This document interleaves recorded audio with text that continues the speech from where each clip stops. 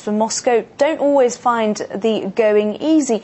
Many struggle to find citizenship and are left without the state services others see as their right. Primetime's Lindsay France met one man who's trying to bring some much-needed festive cheer during the season of goodwill.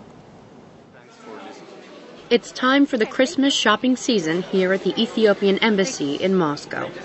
Only there are no sales and no discounts. Everything is free. Expat volunteers bundle up blankets, sweaters, and boots for the tiniest of feet. United Nations Goodwill Ambassador Giza Wardofa hails from Ethiopia.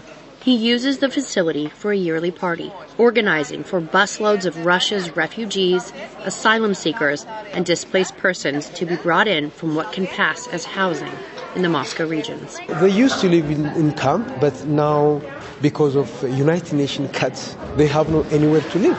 They just live in with one tiny rooms for 5, 6, 10 people in one room because they have no permanent house where they are living.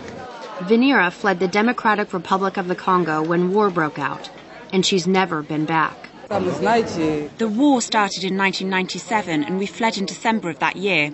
Everyone was running for freedom. We came here and enrolled at the university. But after graduation, Russia wouldn't give us citizenship. We cannot even get documents to travel around Russia. It's difficult to find accommodation and food, and it's impossible to get kids into school. All these years later, her country is still embroiled in conflict. Many of these refugees got started as early as 6 o'clock this morning to leave their refugee camps outside Moscow and get here on time. Some come from as far as Africa, and others are from the Moscow regions, displaced by the fires from last summer.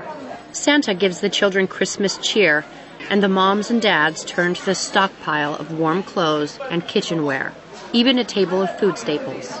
Only one per person. There's never enough. Catherine Snow moved to Moscow from the United States 6 years ago for a job.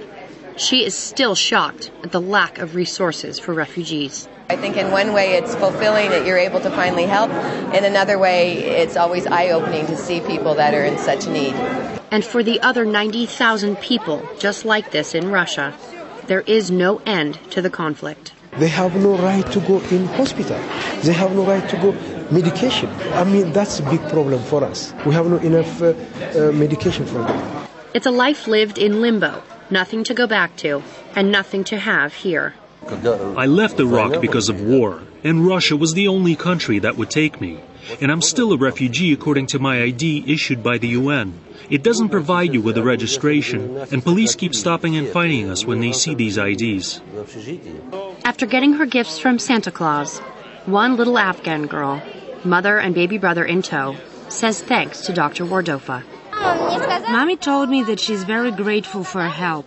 She says, "Thank you so much for everything." After 19 years doing this work in Moscow, Dr. Wardofa plans to head back to his homeland, Ethiopia. Until then, he's looking for someone special to fill his place and fill these people with some hope. Lindsay France, Primetime Russia, RT.